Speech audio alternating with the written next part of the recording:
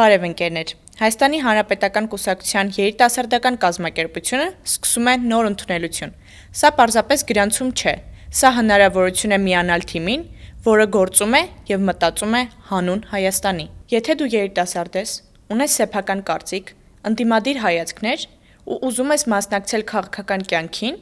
չմնալով դիտողի դերում, մենք քեզ սպասում ենք։